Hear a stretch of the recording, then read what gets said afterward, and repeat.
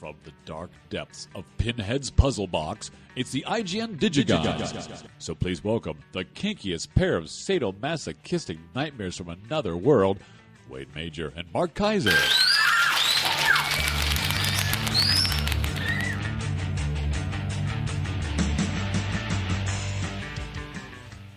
The great intros just keep coming. Bob. Cassidy Robinson, thank you. Thanks, Cassidy.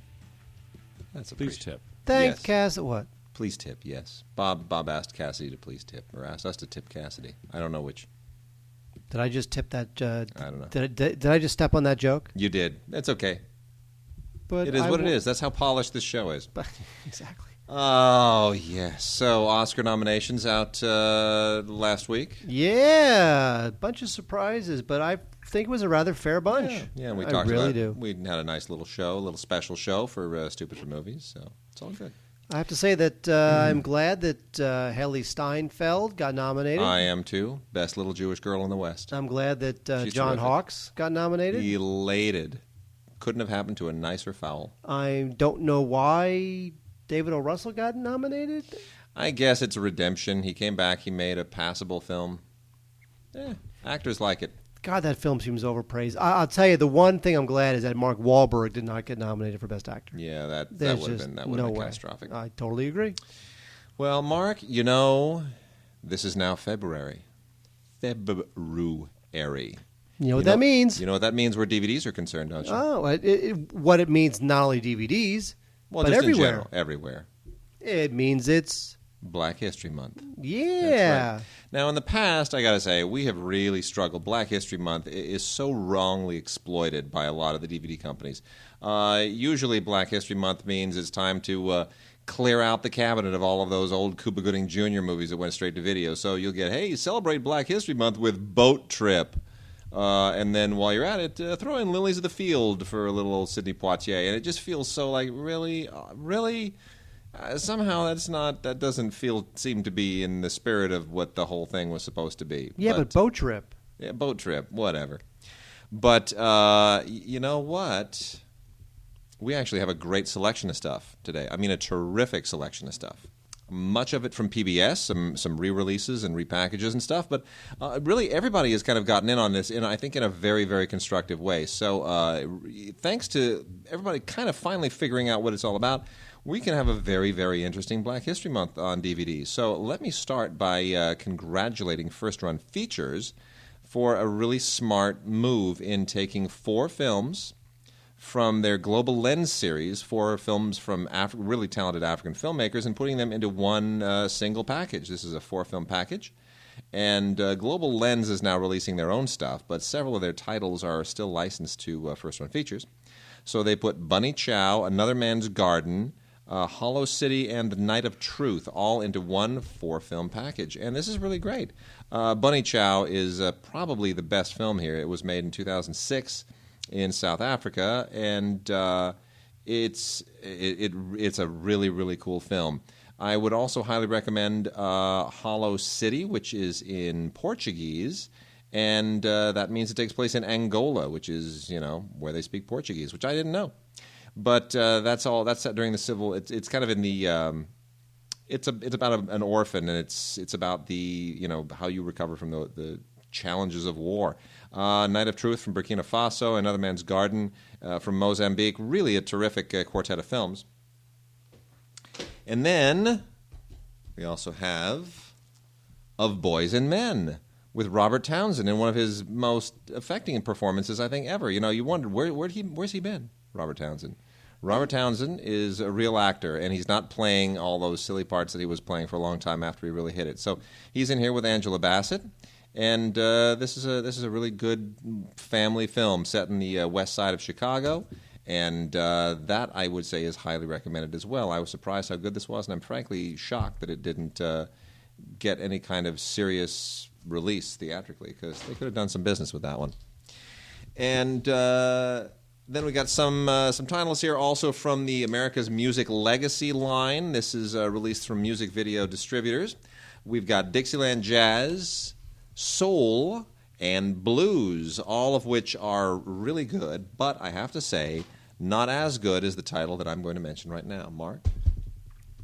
This is Good Times. This is Ken There it Burns. is. Now, Jazz, the amazing Ken Burns series, has been released before. It has been out for quite a long time, but it's getting a great re-release and a push in conjunction with Black History Month for good reason, because, frankly, Black History in America, and Black History Month, by the way, is celebrated throughout the world. It's not just an American thing. It's kind of a global celebration of anyone who has African roots, anyone who has Black African roots in particular, and that diaspora goes to a lot of different countries. It goes into the Caribbean, it goes to England, it goes to France.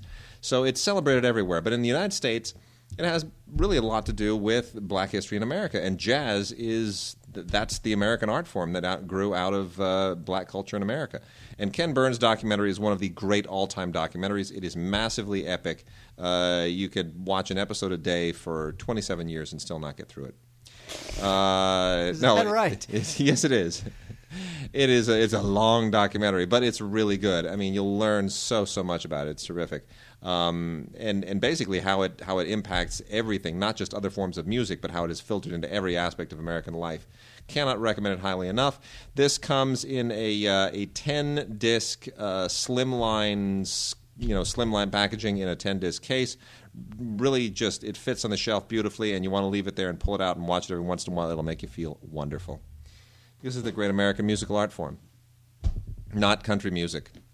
And while we're on PBS stuff, we've got an American Experience DVD here, Marcus Garvey, Look for Me in the Whirlwind. Marcus Garvey, a fascinating figure. This was done by WGBH, known mostly for his really outrageous outfits.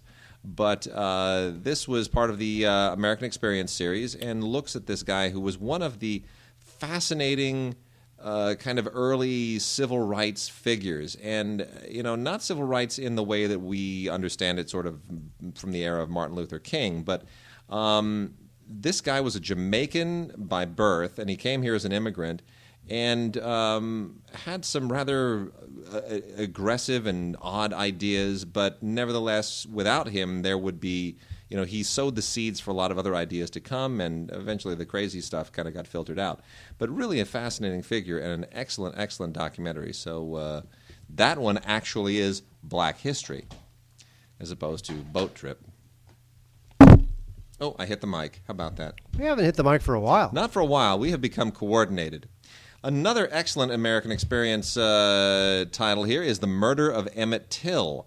Now, this is getting a little more... This is kind of, to me, what Black history is about. It's about uncovering things that a lot of people didn't know much about. And this actually is about an incident that took place in 1955 where a teenage black kid kind of made a pass at a white woman in in the town of Money, Mississippi. Now, when you got a town like a name, Money, Mississippi, that's a problem. You think? It could only end poorly, and unfortunately it did for Emmett Till. Oh, yes, it did. This is one of the most tragic, horrible, and infuriating stories you will ever see told. It's beautifully narrated by Andre Brower, who has a voice that is just blessed by the gods. It's amazing how well he narrates this. It's beautiful. Definitely check it out. Another excellent American Experience tale. Also in re-release from PBS. This has been out before, but it's getting a big push again. Eyes on the Prize, America's Civil Rights Years, 1954 to 1965. And, has won numerous awards. And this one's narrated by Julian Bond, civil rights leader and politician. And also part of the American Experience, although originally I don't believe it was aired in American Experience. I think it was acquired by them. But this is not as long as Jazz, but it's still pretty long. 6 hours, but about the most comprehensive look at the civil rights movement ever made. This is like the deal. If you're, what Shoah is to the Holocaust, Eyes on the Prize is to the history of the civil rights movement. And still from PBS is African American Lives and African American Lives 2. These are both of them hosted by Henry Louis Gates Jr. And this is a really fascinating and kind of inspiring series. Henry Louis Gates Jr. is a professor at Harvard, and what this actually it takes kind of famous black celebrities and public figures and whoever else. And they look into their kind of genealogical journeys and, where they came from, what their roots were, who their families were. And it's really quite fascinating. You learn a lot, not just about roots in general, but about DNA, and it's just really super cool. And, not my family, but it's someone else's family. That makes it all our family. Aww. All in the family. I guess. Anyway, I'm trying to roll through this as quickly as possible. In some of the same vein, Henry Louis Gates also hosts Finding Oprah's Roots. Oprah merits not just a collection. She can't just be part of the compendium of African American lives. She has to get her own treatment. Oh, she's so annoying. I know. And I got to say, it ain't that interesting. I like the compendium of all of these others, but this is 103 minutes of just Oprah.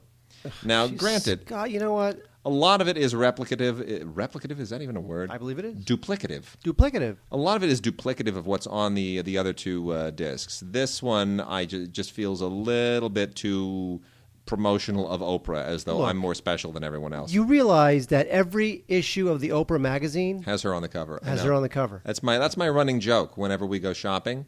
And I usually get an elbow for even starting to say it now. But whenever we go shopping, I always say, "Hey, look who's on the cover of Oprah or Oden this month." Anyway. And by the way, she just did this whole thing where she admitted that she's got this half sister that she never knew about. It was a big surprise. And she kept her in the basement. Exactly. It's funny. First of all, I wonder why she didn't save that announcement for her new network. She announced that. She announced that big family secret on her show, syndicated show. OWN. She really should have done it on OWN, which could use the exposure. A boost, yeah. Well, as long as we're still with Henry Louis Gates, who is really a remarkable scholar, we have another 5.5 hour 3 DVD epic here, Wonders of the African World. Which is great. You learn so much. I've always said it's sad that the continent is still so poor because it is such a rich continent in terms of history, resources, people. There's so much there. And way too many corrupt governments for that. That's the problem. But a lot of great things here. You look into the history of the slave kingdoms.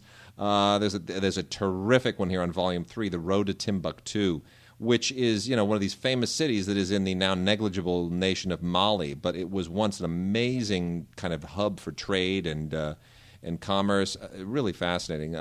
Beautiful photography in the Swahili coast, Kenya and Tanzania, where a good friend of mine actually grew up. So this is just absolutely wonderful, and it includes musical performances that were not in the original broadcast. Getting down to the end here, this is my favorite. This is my pick of the entire month for Black History Month. Unforgivable Blackness, The Rise and Fall of Jack Johnson. This also is a documentary by Ken Burns, but it's manageable. It's not endless. It is a brief, super short, 3 hours and 40 minutes in length. But the amazing thing is this is a story that a lot of people just aren't that familiar with. Jack Johnson was actually the first serious black boxer to achieve any kind of success in the sport, and his is a fascinating, triumphant, tragic life, and it's an American story, and it is incredibly touching. You have to see this. So I would say of anything I've talked about, if you got to pick one, pick this one. It is a riveting 3 hours and 40 minutes. I know that sounds crazy long, but honestly, for Ken Burns, that's like a 30-second commercial spot. That's a great documentary. It is. It's a great story. It's an amazing story. And then Henry Louis Gates, once again, we just cannot get away from this guy. Hosts America Beyond the Color Line. And, race has become a real big issue since the Obama election. And in a weird way, it's almost started to get tense again, A lot of people have made race an issue, sometimes where it should be, sometimes where it shouldn't be. But you know what? Better to just talk about it, get it out in the open. And This was done after Wonders of the African World, and it consists of Henry Louis Gates doing something a little bit similar. Rather than exploring Africa, he kind of takes the same analytical approach, and he goes to the United States, to where you have these concentrations of black culture in the United States, very, very different in the South from, say, some of the urban areas. And he talks to prominent figures, everyone from Samuel L. Jackson to Colin Powell to Jesse Jackson, Maya Angelou, and it is powerful, it is illuminating, and it is thought-provoking, and it is you'll learn something about a lot of these people and about certain aspects of black culture in different parts of the country that you never knew before. Getting into slightly frothier material, there is Soul Kittens Cabaret. This is a stage play by Nikki Gilbert that features Fantasia and Faith Evans. And Fantasia, she recently tried to commit suicide and obviously is doing pretty well in this. I got to say, it's not the greatest thing I've ever seen, but it's okay. It could have been worse. And Fantasia's, she's decent. So I'm going to recommend. Isn't she one of those American Idol winners? Yeah, she was an American Idol winner. God, I want them. Ask me how many episodes of American Idol I've seen. Probably as many as I've seen. 0. Yep. Ditto. I've seen 15 minutes of one. Ditto. Neshoba, The Price of Freedom from First Run Features is a great documentary about the famous civil rights murders that the movie Mississippi Burning was actually about, which in 1964 in Mississippi, when the 3 civil rights workers, 2 white and 1 black, they disappeared and turned up brutally murdered. It is ultimately the story of how the murderer, Edgar Ray Killen, was brought to justice. Now, it is a little bit scattered and sprawling, but by design. It eventually kind of gets its focus and is just impossible to take your eyes off of. But this guy Killen, honestly, you just want to strangle him.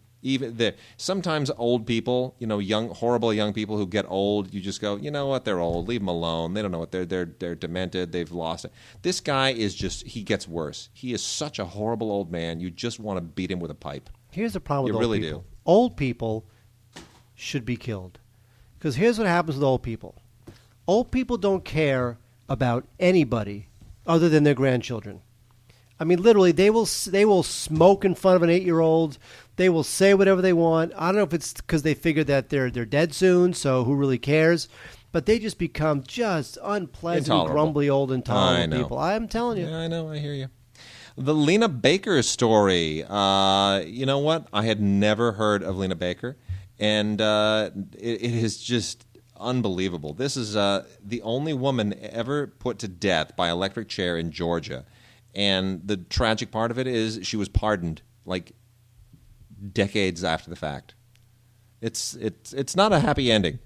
Or it's a kind of happy ending. But anyway, Takina Arnold, Beverly Todd, Michael Rooker, Peter Coyote all star in this. It is made independently,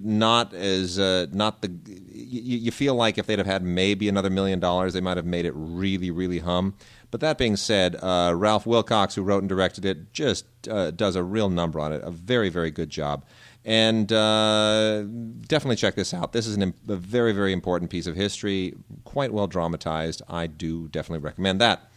And then coming down to the end here, we have got Mama Flora's Family, a great performance by Cicely Tyson in an otherwise kind of so-so film. Too many familiar faces that just sort of don't seem to belong here. Blair Underwood, Queen Latifah, and Mario Van Peebles all sort of orbit Cicely Tyson in what is clearly a role that was practically written for her.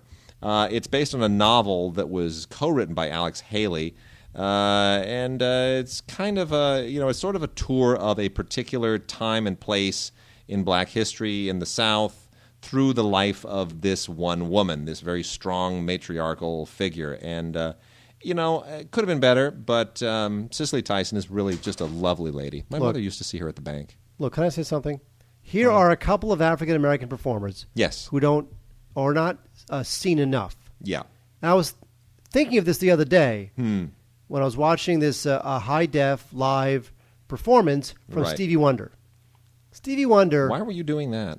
Well, because he's Stevie Wonder. Oh, okay. But I'm watching this performance. I'm thinking, like, Stevie Wonder, as amazing as he is or was in the 70s or whatever, he doesn't really make music that much anymore. Yeah, not But he's not still much. kind of Stevie Wonder. Like, you just think, like, if he would have come out with an album every 5 years, it would be amazing. People would buy it. He doesn't record that much anymore. I know, it's true. Cicely Tyson, not around that much. Yeah. Sidney Poitier, rarely acts. I can't remember Sidney Poitier in a film, maybe like Sneakers from like 92. True. It's like the last Sidney Poitier film I can remember. Harry Belafonte doesn't really act that much anymore. All right. Well, anyway. Martin Lawrence, he acts a lot. Then that's a problem because he's not funny. All righty.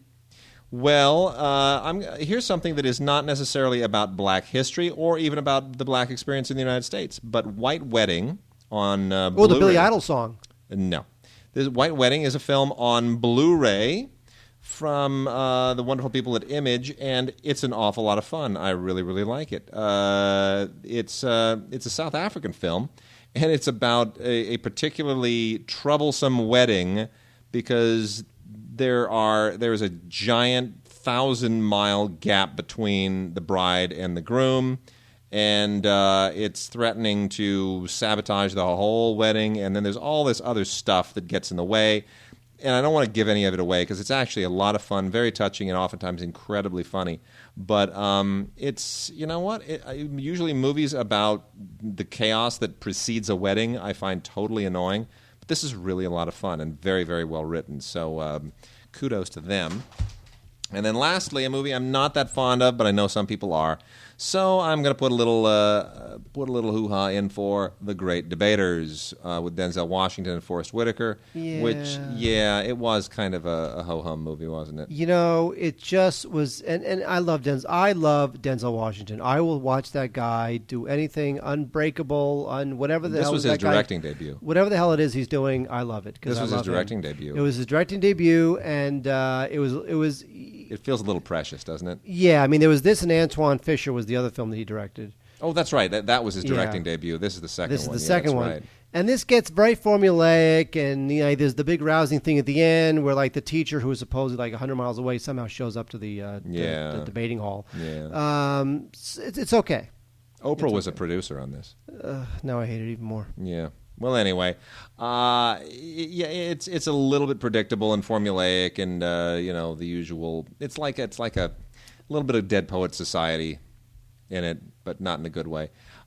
Still, it's on Blu-ray and it looks good, and Weinstein is giving it the old college try. So it for Black History Month, it certainly is in the mix. So there you go. That is probably the richest, best bunch of films that we have had for Black History Month in a long time. That was a big portion of I know. the show there, Wade. I'm telling you. Yeah, I gave it my all because we finally got a good bunch of films in, and I thought this warrants a good piece of the show. So let's get February up and running and give Black History Month some kudos. Mark, television. That's funny about Airwolf because oh my gosh, this is Airwolf season 4.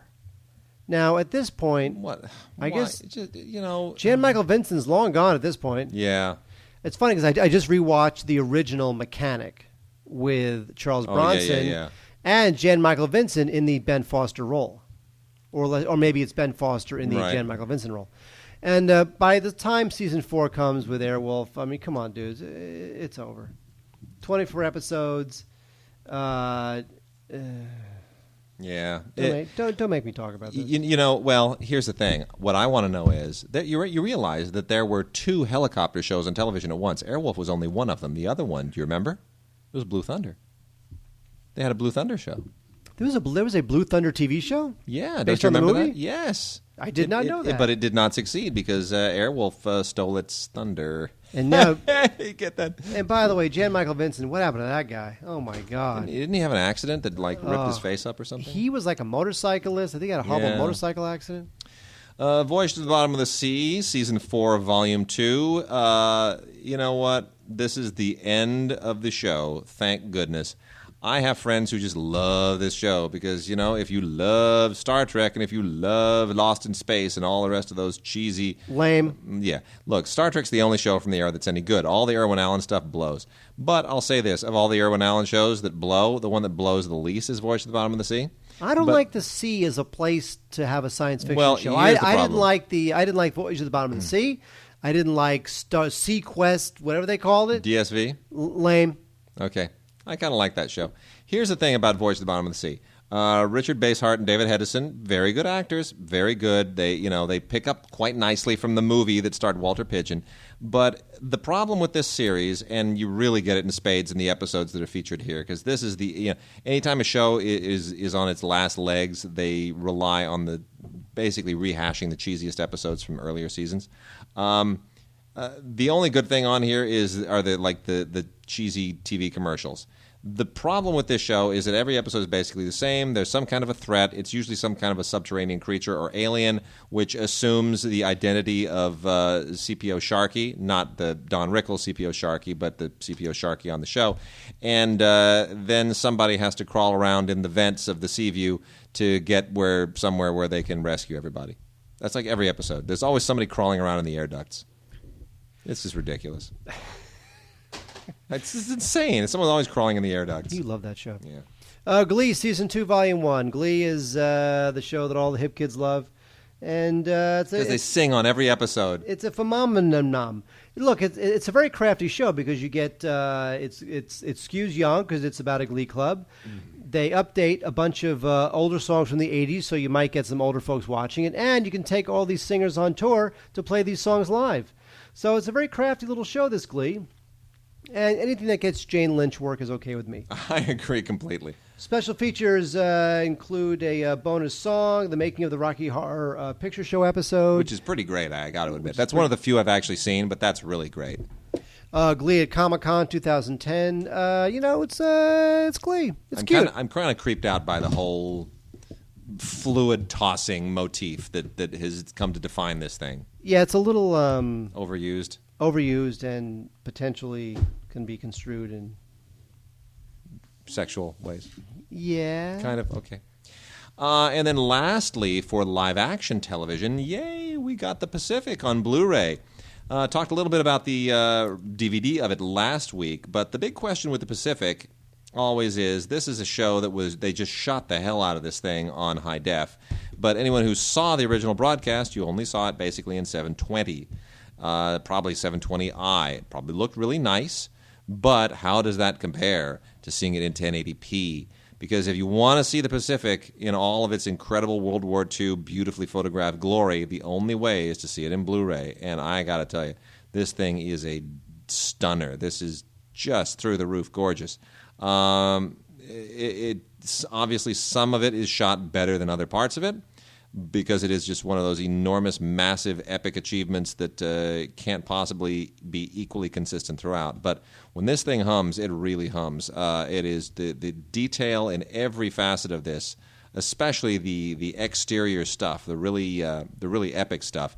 You watch this on a great, big, beautiful, edge-lit, LED backlit LCD screen, and your mind will be blown. This is as beautiful as anything you will ever put on that player.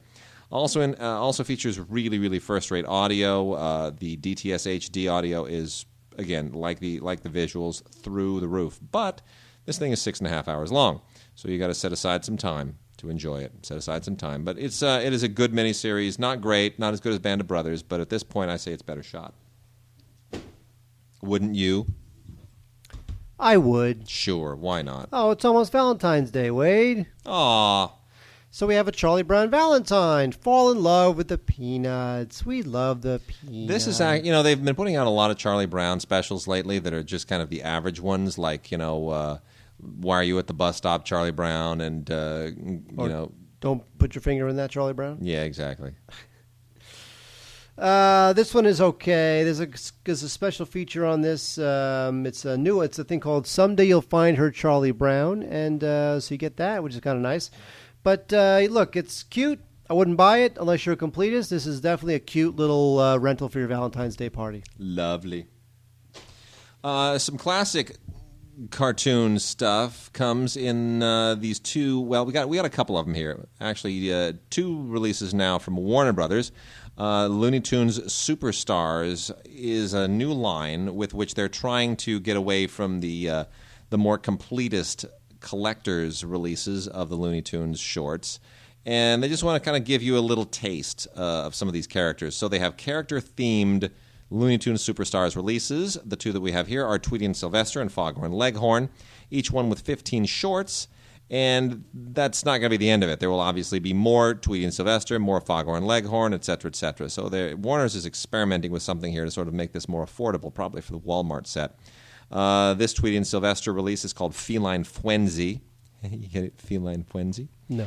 And look, they're all great. What can I say? They're all great. There's not a single bad short on here. I happen to be a completist, so my feeling is give me everything. I want everything, and I want it in chronological order. But some of my favorites here include Tweet Tweet Tweety, Putty Tat Trouble. I can't believe I'm actually saying these title names. And Room and Bird and Canary Row. Those are all just fabulous. Tweety and the Beanstalk is a classic for many people as well. And then Foghorn Leghorn, I just cannot get enough of him with that stupid little bird with the big glasses and Witter Hen. Awesome. All those are just the best. That guy's like Einstein. He's designing rocket ships and amazing. All Fouled Up, Banty Raids, Strangled Eggs, Gopher Broke. You get it? Gopher Broke? That's good. And Two Crows from Tacos, all terrific. Once again, all terrific. You cannot go wrong with these. Just know that more will be coming. And then at long last, we have received something that has been desperately, desperately needed in the DVD world. They are for several years, Classic Media was in the process of releasing Rocky and Bullwinkle and Friends in season sets. And they released a few seasons and then stopped. And people are like, where's the rest of it? There's a lot of Rocky and Bullwinkle still to come. Because this show was amazing. Everything about it. Fractured Fairy Tales and the Wayback Machine and Sherman and Dudley Do-Right and all that stuff. It was just amazing. The classic stuff that came out of this show. Jay Ward, the creator, genius. Well, you know what? No more season sets. 100 complete bull is what it says here. The complete series that ran for kind of 5.5 years-ish, from 59 to 64. Absolutely terrific. 18 discs, almost 60 hours of material, all 163 episodes originally broadcast without editing. It is just sensational. You got to get this. If you are a fan of any kind of classic television, great writing, you got to get this. Every episode of Rocky and Bullwinkle and Friends ever. 18 beautiful, fabulous discs. And I am going to watch every single second of this for the next month and a half. I love this. This is a great box set. It was great. It's awesome. Special features include a field guide to a moose, a squirrel, and a Royal Canadian Mountie. Special features aren't that great. Goof Gus Attack, which is an outtake, and a special loyal viewer collectible, which I will not give away. All I can say, this thing is just awesome. Completely, totally, 100 complete bull. Awesome. The show started in 1959. Isn't that amazing? I mean, Jay Ward was a man ahead of his time. Just the writing on this show is so smart. I mean, did the Twilight Zone start in 1959? Yeah, something like that. The thing about Rocky and Bullwinkle and Friends is that it was great to me as a kid, and then as I get older, I look at the episodes and I'm just like, oh my gosh, that's really smart. I never got that joke before. Let's see how right I am. That's a clever pun. Oh, look at me, 1959. Bing, bam, boom. Beautiful. I'm smart. Oh, Mark, we got compilations. Yeah, Errol Flynn. Errol Flynn, one of the great swashbuckling stars of the studio era. He's got a new box set, kind of a little mini box set from the good folks at TCM, Turner Classic Movies. They do a lot of compilations. Usually their ratio of bad to good or good to bad is quite positive. Yeah. They usually put together good sets. Very good sets. We have from Errol Flynn, The Adventures of Robin Hood, Captain Blood, The Seahawk, and Adventures of Don Juan. Look, Adventures of Robin Hood from 1938, Captain Blood, can't go wrong. The Seahawk, it's okay. I mean, music's good, Corn Gold. Adventures of Don Juan is a bit of a late career thing for him, but it's still okay. Not bad. The transfers are fine, nothing to write home about, but really you just want to see Errol Flynn swash his buckle. Oh, yeah. All right, Lassie. Lassie. Lassie was a she. And Lassie is Scottish. But she doesn't eat haggis. You know about haggis? Have we talked about this haggis thing? Jesus Christ. Haggis is disgusting. I just found out what it is. Did you really not know what haggis was? I didn't. I thought it was some stew or something that they had in Scotland. I didn't realize it was like illegal in the U.S. and that Scotland is now lobbying us to remove the ban. That it was like heroin or lead toys or something. See, but look. I mean, it's organ food, and I just think organ food is disgusting. But by the way, can I say something? Lassie doesn't eat haggis. Now, Lassie is a female on the show. Yes. But the actual dog who played Lassie was always a male dog. Really? Yes. You want to know why? Why? Because men are better than girls. Girls are icky. Because male dogs have a thicker coat in the summertime. Oh, that's interesting. Male collies have a thicker coat in the summertime. And, of course, if you're shooting a TV show and you want the big, thick coat, see it on TV. Got it. And that's why. So, anyway, we have from TCM, Greatest Classic Films Collections, Lassie. Lassie Come Home is, of course, the classic. Hills of Home, Courage of Lassie, Son of Lassie. The only classic here is Lassie Come Home. The rest are just a dog. Filler. Dog goes meow. Whatever the hell the dog does. No, but you get Elizabeth Taylor in Courage of Lassie. Huh? You get Elizabeth Taylor in Courage of Lassie as well, in addition to Lassie Come Home. They really need a. I mean, Elizabeth Taylor's worth something. What happened to Benji? The Benji movies are terrible. No, come on, Joe Camp, the original Benji, so good. Yeah. How dare you? Whatever. Okay. Oh, too funny. Also from TCM, we have two more from them. Jean Harlow. Now, Jean Harlow was an interesting sex symbol of the 30s. No, she died at 26. Jean Harlow did. They all do. They all died at like those young ages. It's so tragic. Such a loss. She was really talented. She had a really good run. I mean, her career lasted like less than 10 years. Yeah. But in this TCM Greatest Classics Legends Film Collection, Jean Harlow, we get Dinner at 8, Libeled Lady, Wife versus Secretary, and China Seas. China Seas not that great, but it does have Clark Gable in it. Can't beat that. Dinner at 8 is, of course, the best one here. Oh my gosh, Dinner at 8 is so good. I like Libeled Lady, which is with Spencer Tracy and William Powell. It's got a great cast. And Wife versus Secretary is like whatever. Yeah. Now, Jean Harlow had that, she was like the brassy blonde that was not like the other brassy blondes. And really did, what a career she could have had if she just stuck around into the 40s and beyond. Wow, too bad. That's a real loss. Anyway, what's the last one? Last one is terrific. It is John Ford Westerns. Now, John Ford, of course, is the 4-time Oscar-winning director, stagecoach, and the Searchers. Only director ever to win 4 Oscars for directing. Bizarre, right? William Wyler was nominated more than anybody else, but John Ford won 4. 4. That's unheard of. Man Who Shot Liberty Valance, How Green Was My Valley, which also won Best Picture. Ford had a huge, huge career. He directed dozens and dozens, probably over 100 films.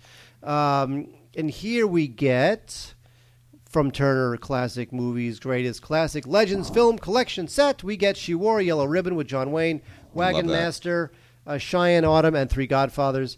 From here... She Wore a Yellow Ribbon is really the great one there. That's the one. It won an Oscar from 1949. Three Godfathers, I'll pass on that. Cheyenne Autumn actually has a good cast, which are Richard Widmark, Carl Malden, and Jimmy Stewart. And Wagon Master is like whatever. But obviously the classic John Ford stuff is going to be The Searchers and Stagecoach. Stagecoach is on Blu-ray via Criterion. Searchers not on Blu-ray, is it? Not to my knowledge. I think it is. I'll have to look at that. I'll look that up momentarily.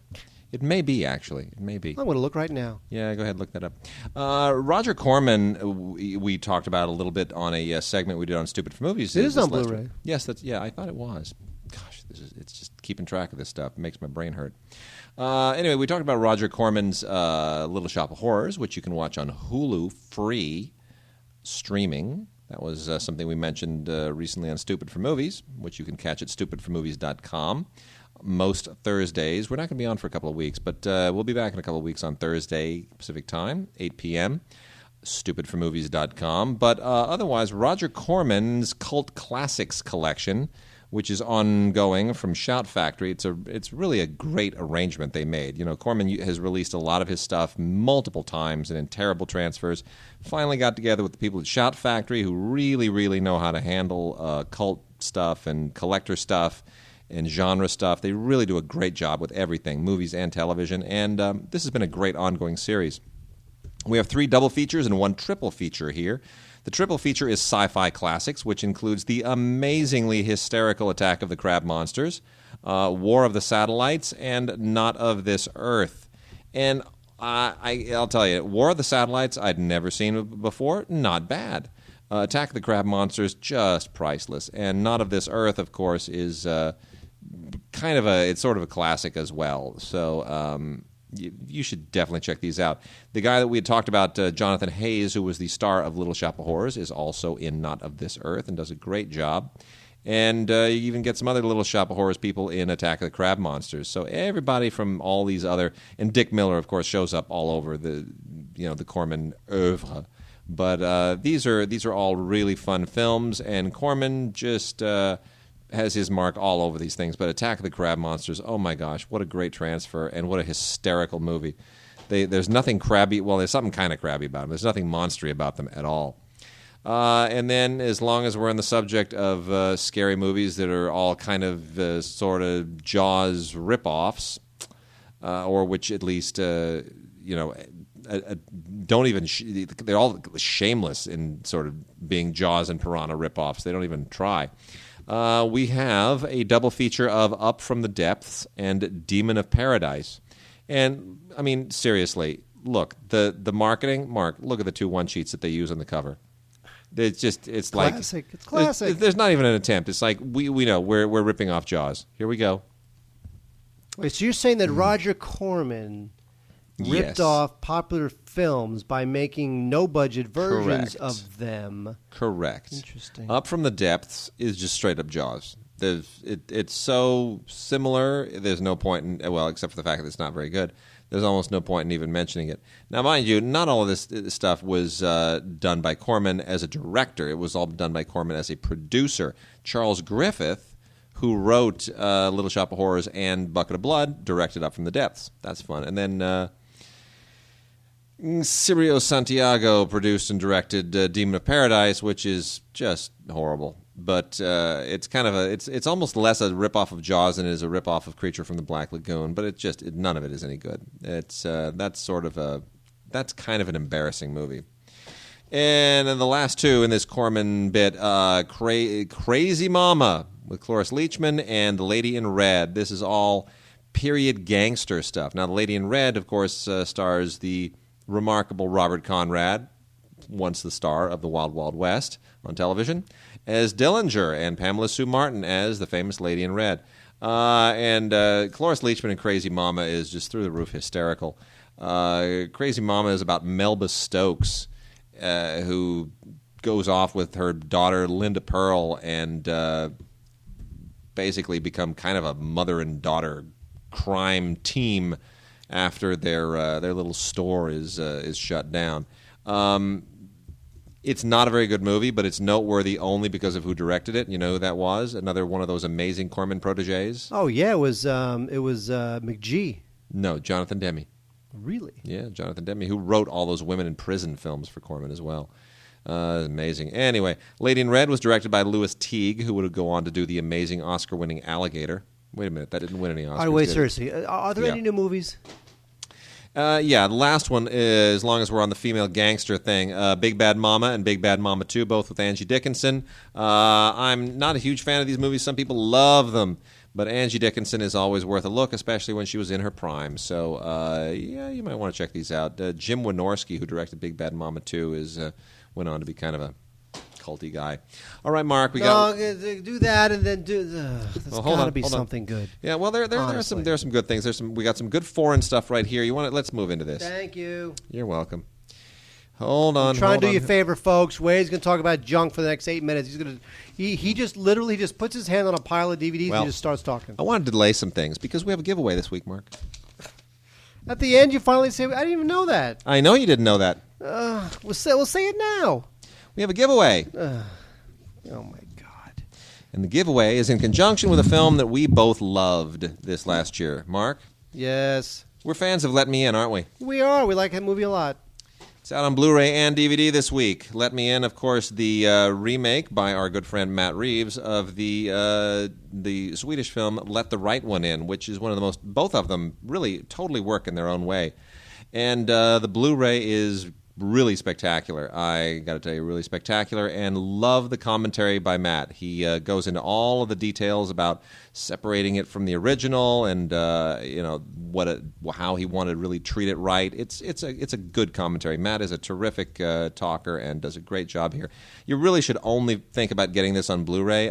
It's unfortunate it's not a Blu-ray and DVD combo. It's a Blu-ray and digital copy combo. It includes the limited edition comic book, which is kind of weird, but it is a terrific film about kids and growing up that just happens to use vampirism as kind of the vehicle through which it tells all of these. It goes into all of this. Set during the 80s, fine film. But we have a giveaway, courtesy of the wonderful people over at Overture. And it includes one DVD, one theatrical poster, and one mini comic book, which, of course, comes with it. So we're going to give away 2 of these, and we're going to do a random choice. So just send us your emails to gods@digigods.com and put vampire in the subject. Don't spell it weird with a Y or anything. Just VAMPIRE. Put vampire in the subject. And we will, as long as we get the email by February 4th, we're going to then do a drawing, and we'll announce the winners the following week. This is a good one. This is a really good one. Not only do we like Let Me In, we also were very fond of the after party that we went to. So good. After the premiere of Let Me In. Oh, my gosh. Which was at the Napa Valley Grill in Westwood, California. It was good. It was a good screening, and it was a good all-around vibe. Free food, Wade. Yeah. There was free food. Sure was. That's what I care about. Really good. Well, anyway. Really good movie. By the way, the score for this was so good, it got no love from anybody. Michael Giacchino, I know. Got no love from anybody. The film got no love from the Oscars either. That's true. But Overture didn't really push it. They didn't push it. And now there is no Overture, sort of. Yeah, it's true. Well, now they're just basically an arm of Relativity. I know. It's true. It's sad. Let's see here. Mark, we got a couple of criterions here as well. Yay. Yes, we do. What do you mean, yay? Oh, it's Fuller time. That's right. It's Fuller time. Blu-rays of The Naked Kiss and Shock Corridor. Now, I'll be honest with you. There are also DVDs being released of these, and even the previous DVDs have all been fine. These are not sort of visual stunners. It's not like, oh my gosh, Shock Corridor, I wish I had that on Blu-ray. Samuel Fuller in the 1960s was a pretty gritty guy, and these movies are fine up-converted. You have a really nice system, up-convert the old DVDs. You're not going to suffer anything here. These are they look fine, but if you want to go get them new, fine, go out get the Blu-rays, and they'll kick butt. The extras are not copious, but they are substantial. Probably the best thing on here, I think, is on Shock Corridor, which is the video interview with Constance Towers by filmmaker and historian Charles Dennis. Very, very interesting, very good, very insightful. And then there's also a 1996 documentary on Samuel Fuller called The Typewriter, the Rifle, and the Movie Camera, which is pretty comprehensive, not as polished as I think probably is warranted. I think there's a better documentary to be made on Fuller and his contributions, but it's still quite good. I like Naked Kiss. Remember the opening scene of Naked Kiss with the prostitute? It's terrific. It's like she's right. Her face is right up to the camera. Absolutely. I mean, the movie's about this prostitute who tries to go to. She goes to this little town to kind of escape her past. Yep. And of course, eventually, her past catches up to her. It's great. It's good stuff. Perfect. Shock Corridor.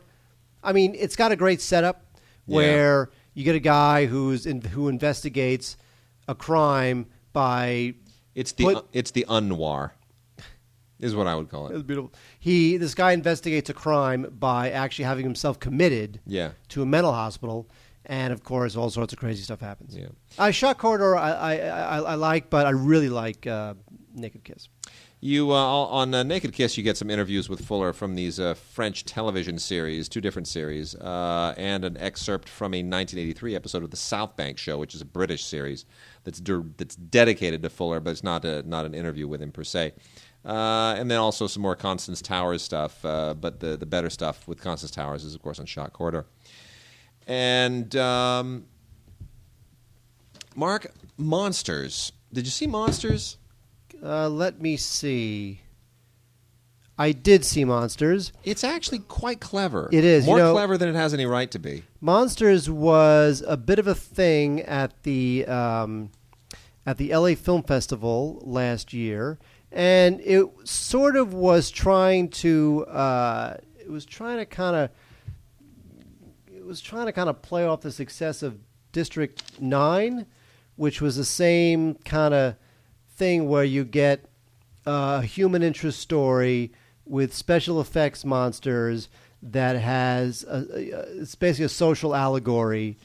District 9 is much better than this film. In Monsters, there are aliens who have pretty much taken over a huge swath of Mexico. And so these 2 characters are trapped and have to get home by going through this dangerous area back to the United States. So basically, it's an immigration allegory. Allegory, yeah. Is what it is. The only thing I did like the movie. I think for a first effort, it's quite good. The only knock I'll give it, because I'm going to be a bit of a pisser, is that there's a man and a woman, and they're the ones who have to cross Mexico to get back into the States. The woman is not very good. I did not like her performance at all. She was kind of an amateur, and it kind of ruined it for me. Otherwise, it's good. It's a good little movie. Good special features. There's a commentary with Gareth Edwards, who's the director.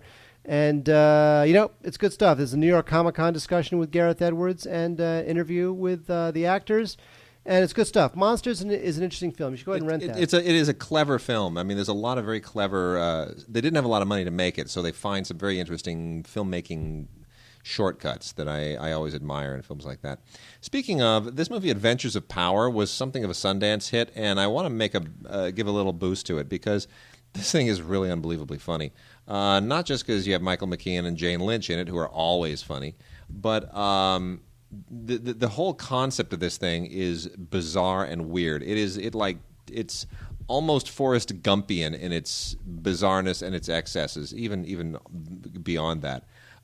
This is about a guy who, like a miner, who loves playing air drums, and he winds up obsessively falling in with the whole it's like a subculture of people who are all into air drumming. It's just the weirdest, quirkiest, oddest, most hysterically over the top thing. There's just almost no way. It is really actually very, very funny. Some interesting extras here, including an interview with Neil Peart of Rush. He's the best. Who's a real drummer? No. He is one of the best. I know. He's a legend. But it's just very, very funny. I mean, you have to check this out. There's no way to do justice to it. It is a funny, funny, funny movie. And again, a lot of these movies are just, I don't know why they don't get picked up for proper distribution. They need to. Speaking of proper distribution, nobody ever saw Ray. Yeah, except the people who gave it Best Actor. Exactly. So here's the thing, though. In 2006, Ray was released on HD DVD. Remember those days? And now you finally have it on Blu-ray, and the transfer is very good. It's a lot of detail, and there's a kind of a very faint smear of grain, which looks terrific, and it's got very deep, dark blacks, and it's a very good transfer. Jamie Foxx won an Oscar for his portrayal of Ray Charles, and there's a whole bunch of additional features, including an introduction by Taylor Hackford, the director, some deleted scenes, some uncut music performances, which are terrific, and other stuff too. So Ray on Blu-ray, totally worth it, especially if you still have the Ray HD DVD. It is a very good film. It's not a great film, but Jamie Foxx is amazing in it. And Ray Charles' life is dramatized probably more than, like, not to sort of say this again, but more than it really deserves to be. Not like anybody ever thought he had the most dramatic life, but somehow Taylor Hackford makes it work. It's not a great film, but it's got some great scenes. You know what is a pretty great film? Alice in Wonderland. No, not the Johnny Depp one. The Disney original, the animated film, which now gets its 60th anniversary release in Blu-ray and DVD in this combo pack. I think of all the princess movies, the Alice in Wonderland is the one that is probably weakest for me from that era. I like Sleeping Beauty better. I like Cinderella better. I like... obviously Snow White better, but still Alice in Wonderland, perfectly lovely. We can't forget the Mad Hatter. We can't forget the Rabbit. It's indelible, extremely well animated. And like all the rest of these Disney combo packs, they just blow out all the extras on here. Most of it is just kid stuff, right? Interactive games and this thing called Disney View, and a lot of it just feels like fluff. The more interesting stuff are the pencil test stuff on Alice Shrinking, which is a little cool little animation demo, and this thing Operation Wonderland, which has been on the disc before, but it's now in high def, so that's pretty cool. And then we should talk for a second before we run out of time on the show about the Tillman Story, which is on Blu-ray and DVD. We have it here on Blu-ray, and Mark and I are both big fans of this movie. I don't think you have to get it on Blu-ray. I think it's perfectly acceptable in any form because it's the content of this film that really, really works. This is the story of Pat Tillman, the NFL star who, in the wake of 9/11, he resigned from the NFL and joined the Army to go fight in Afghanistan, and of course wound up fighting in Iraq and in Afghanistan, and eventually died because of friendly fire. It resulted in a scandal. And his family would not leave it alone till they got to the bottom of things. And this is that story. This is the story of an amazing family that just would not let it go. And it's produced by John Batzik, whose brother Daniel Batzik briefly ran Miramax when it was still with Disney in the wake, between the time that they killed it and the time that the Weinsteins sold it to them. Did you know that? I did. Well, I knew the name. Yeah. Daniel Batzik ran Miramax right till it died, and John Batzik, his brother, was the producer of this.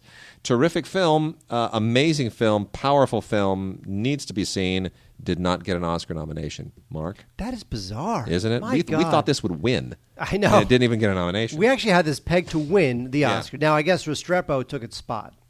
That's what appears to be the case. Only room for one war documentary this year in Restrepo, which is a good film still. It's not the same kind of film, but it seems to have taken that spot. Now, Wade, we have a giveaway. Yes, we do. Did you tell people Vampire. how they can win? Yeah, but do you have to be the fourth emailer? The No, seventh we're emailer? just going to pick two. We're going to pick two. And we're going to pick two winners, and you just have to get it to us by February 4th. So it's a random drawing. It's a random drawing by February 4th. Get it to us by February 4th. And there are two prize packs, one DVD, one poster, and one mini comic book, all of Let Me In. And we'll just randomly choose two people. And we'll have the lovely people over at Overture send them to you. We don't have them in-house. It's all up to Overture. But that's our giveaway. And email us at gods@digigods.com. Put vampire in the subject line, VAMPIRE, for those of you that might be thinking of using a Y in there. And we'll make you happy. Lastly, before we run out of time, just want to make mention of 3 movies that are now on Blu-ray that have just sort of been spat out there by their respective distributors. These are old movies, but they're all, it's library cleaning time. Bad Boys with Sean Penn. Mark, thoughts about Bad Boys with Sean Penn? It's good. It's a good movie, Yep, but it is a good they movie. really kind of just threw it on a DVD without a lot of attention to the mastering. It's not a great transfer. You realize how long Sean Penn has been around. Yeah. My God. But it has Ali Sheedy, too, and Esai Morales, who looks kind of the same. It's a good cast. It's a good movie, And then we have Pleasantville, which was directed by Gary Ross. which I liked a lot. Which is a pretty good film, even though it's just a flagrant Garden of Eden analogy or allegory. The Pleasantville is also a decent transfer, not a great transfer. Warner just kind of blew this thing out. And I hope they do something better. The commentary by Gary Ross has been around before, and also an isolated score with a commentary by Randy Newman. None of that is new, but it deserves a better transfer.